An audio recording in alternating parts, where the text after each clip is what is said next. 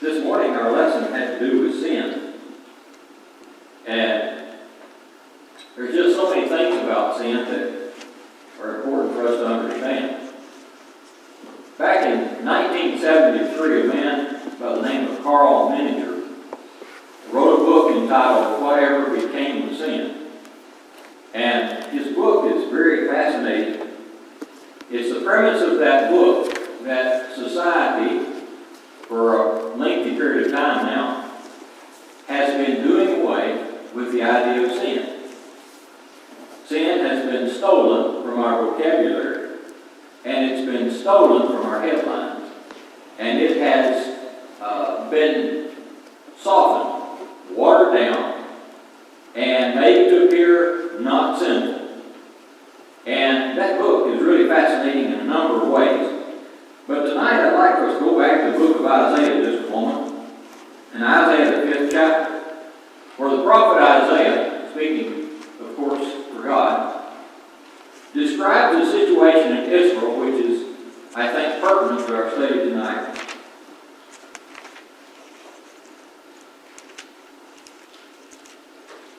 Isaiah is challenging the Jews of his day to reconsider what God has told them. In somewhat of a mocking way, beginning in verse 19, he says, "Some say, let him make speed and hasten his work, that we may see it.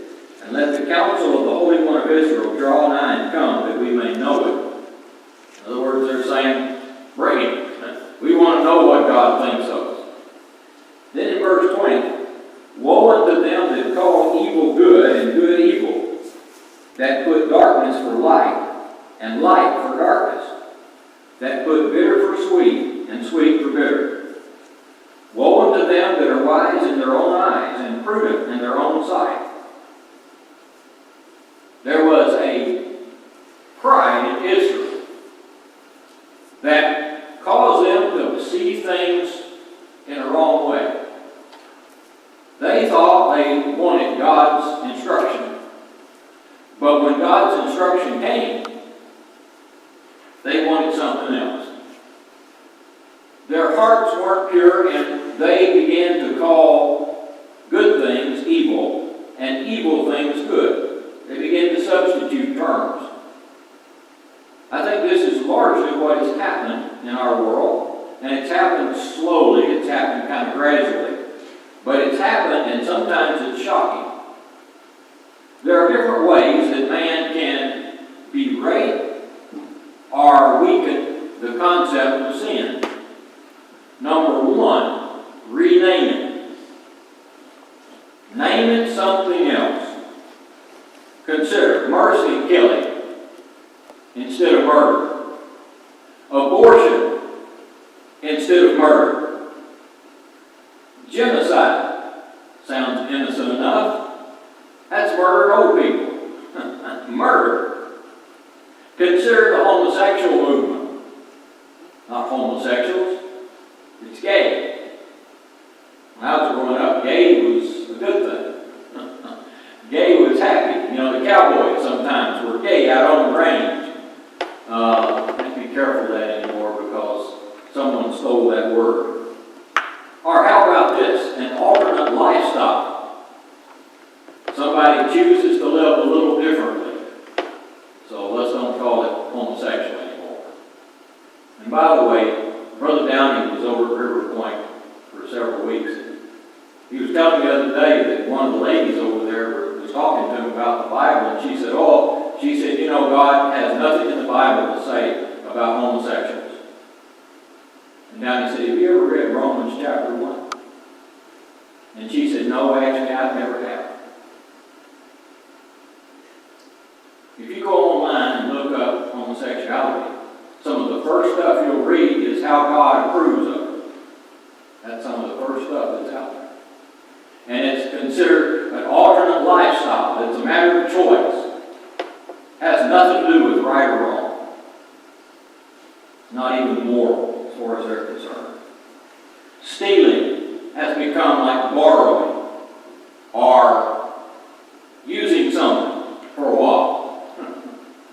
You think of how stealing has happened even in the federal government and in various agencies and companies. A slanderer and a backbiter is now somebody who doesn't have tact. They don't slander, they just don't have tact. They aren't real good at responding to things. And so you can rename it. You can make it something else. And by renaming it, it makes it appear much less of a problem. We can rename sin. Secondly, you can legalize it. You know, some things, if you legalize it, everybody, majority of people say, oh, that clears the air.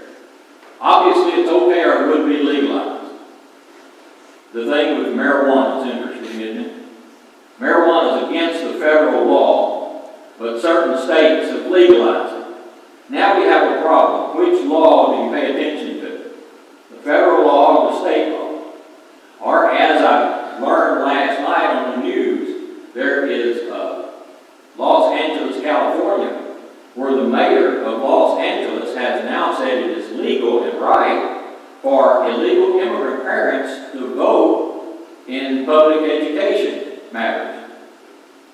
Well, federal law says only American citizens have the right to vote.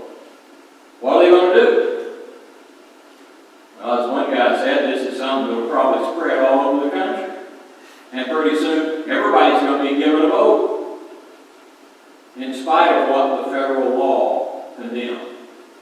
So if you can name it different, if you can refer to it in a different way, then maybe you can change it, or if you can legalize it. Don't you imagine that in Noah's day, there were a lot of the things that were going on in Noah's day, and you read there how the evil was continually coming on, and every imagination of the heart of man was evil continually. Don't you imagine society had all those things legalized? I can't imagine there being a law against any of those crimes and any of those sins in Noah's day. But how did God feel about it? Well, the flood is his answer. He considered it sin. But you see, if you can legalize it. Back in January the 22nd, in 1973, the Supreme Court ruled Roe versus Wade and gave the United States the most permissive abortion laws in the Western world. To this day, 60 million human beings have been killed before they were even born. 60 million. And you know, it's fascinating to me. We get excited when 17 people die in a boat wreck. When a few kids get lost in a cave somewhere. Oh, it's horrible, it's terrible, what's going to happen to these people? And then we've slaughtered 60 million human beings. That's not women's rights. That's murder. That's murder. And just because it's legalized doesn't make it okay. It's interesting, you know, the woman that first took this case to the courts and wanted the freedom of abortion. I read recently where she's done all she can to reverse it. She now realizes it was a mistake, and she's had psychological problems because of going through that abortion. They won't listen to her now. They've got it on the books. And if you can legalize it, then it becomes all right to kill somebody. There are those today who advocate killing old people. As a matter of fact, I'm convinced that there are people out there right now working in healthcare that are doing it themselves. They're killing old people. They just don't call it that. They call it mercy killing or something like that. But if you can legalize it, it makes it all right. Here's a story that I read some time ago. A 17-year-old mother in Wisconsin was having an abortion in one of these clinics. The baby was 22 weeks old. They had injected her with urea and prostaglandin, which is a chemical thing to kill the fetus. It didn't work, and the baby was delivered alive. Then the attending doctors fought to save his life.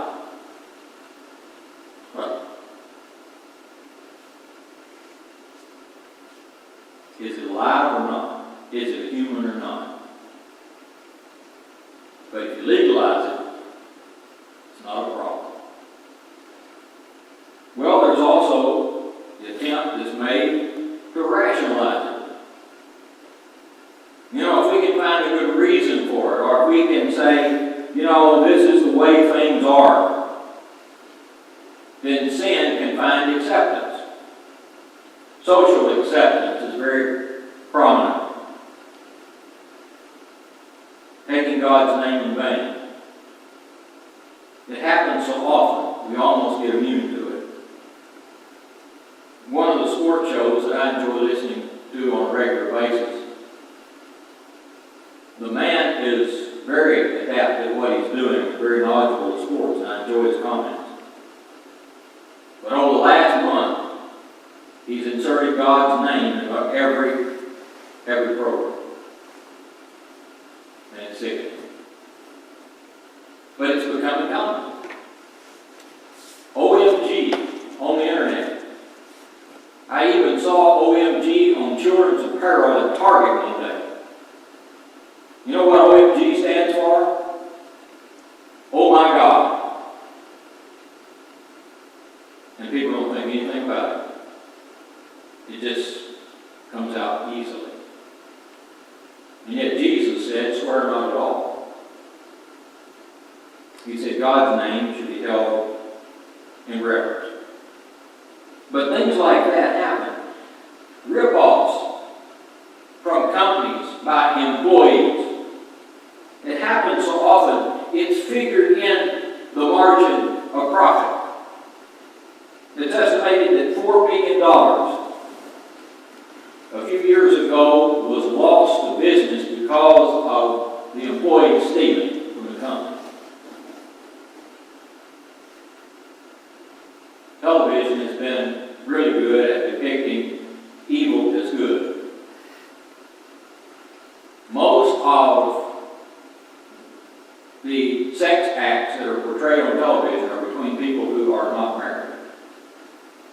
Matter of fact, someone counted and said 85% of them that are portrayed on TV are between unmarried people.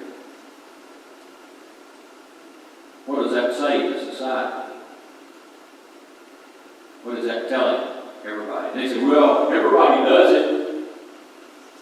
The other day on a sitcom, a young lady was talking to her boyfriend about getting married.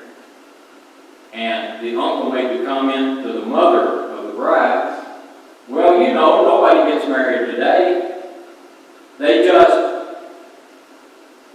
And then she shut him up. That's what we're hearing. That's what they're saying.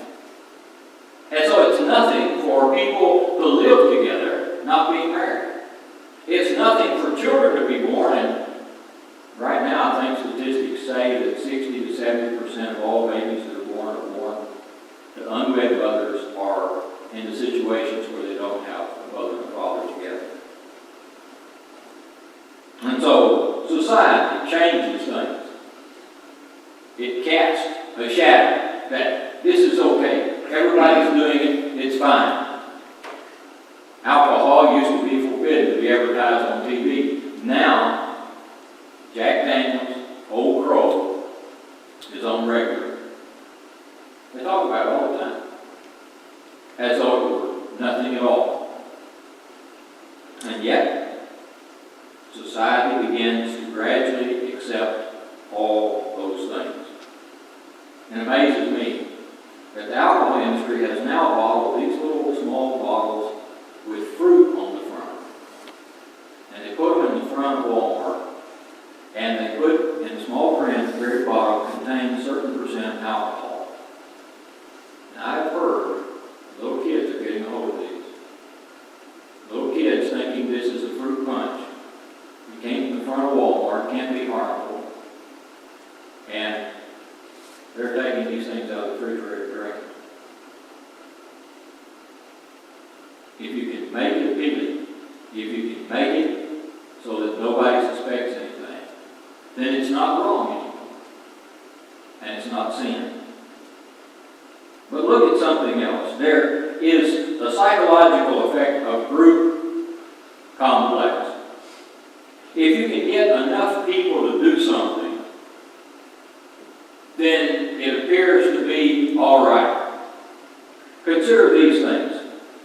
Custer's Massacre of the Indians, a little big one. You've ever read the book, Bear My Heart at Wounded Knee? You've read a very sad story. But that whole episode was practically swept under the rug. No big deal. So a bunch of Indians, women, and children were slaughtered. So what? Happens all the time.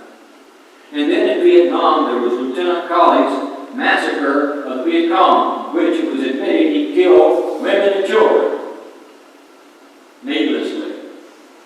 For a while, there was enough war, and then it all settled back down. It's just war for you. Just the way it goes. Then how about Watergate? Clinton's indiscretion. Corporate crimes that are so prominent today that I read somewhere the other day that there's such a backlog of lawsuits having to do with corporations and large companies that they can't possibly take care of them in the next 5 to 10 years. Crime.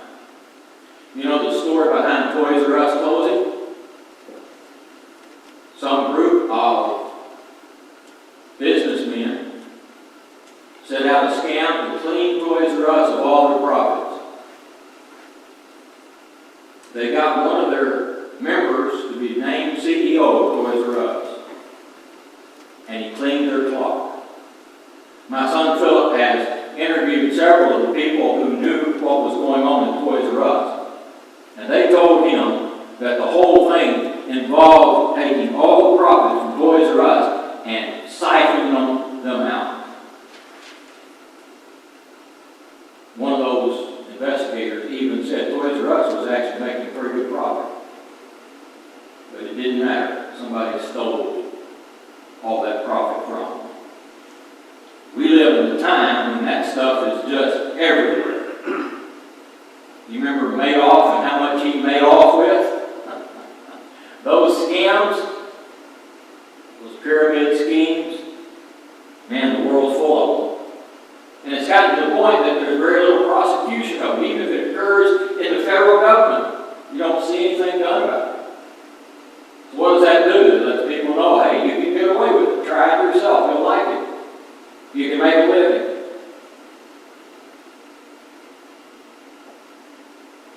Just the other day, on the internet, the argument was made that being a pedophile is now a disease. Abusing little children is now a disease, and those people are to be pitied.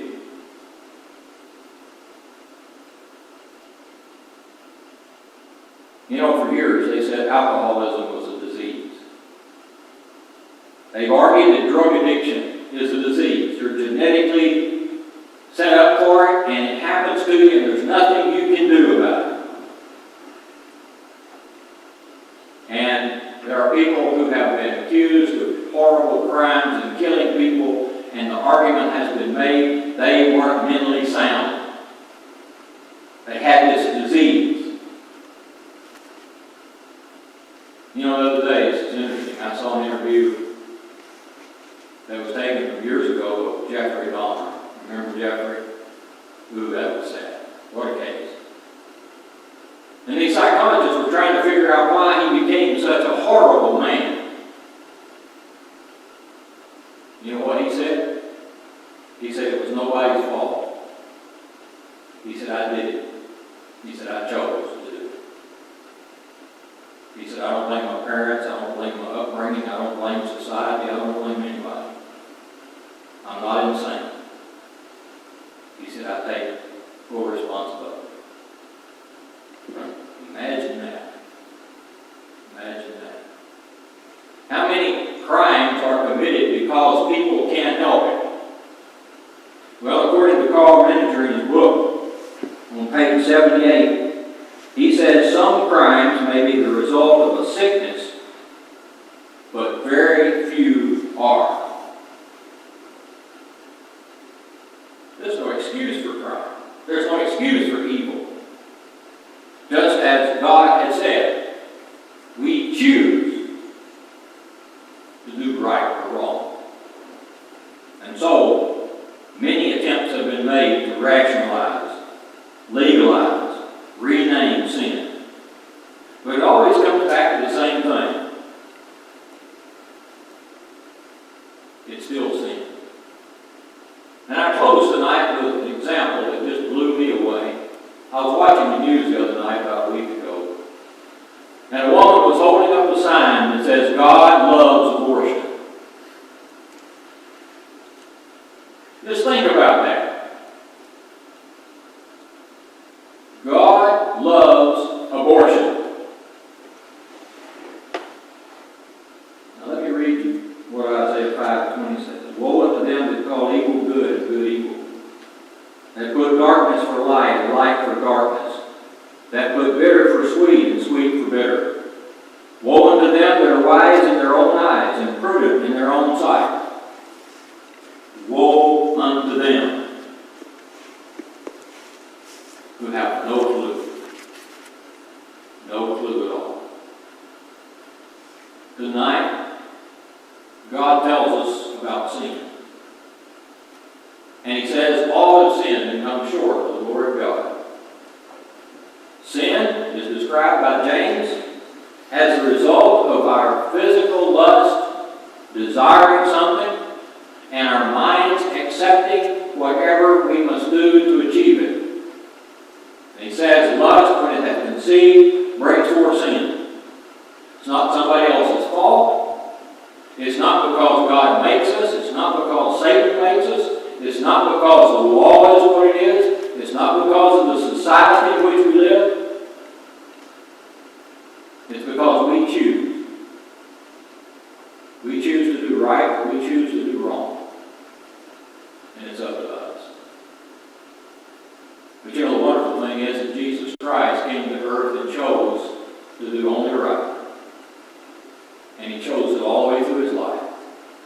So that He suffered and died as a sinless Son of God. The perfect sacrifice for sin. And now our sins can be forgiven. What a wonderful thing that is to realize that sin is real.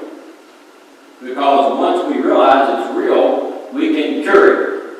We can stop it. We can be forgiven of it. But as long as our world continues to call sin good, there is no hope. You can't cure something you don't have.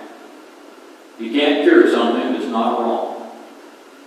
You can only forgive something that's amiss. Tonight, may God help our world to wake up.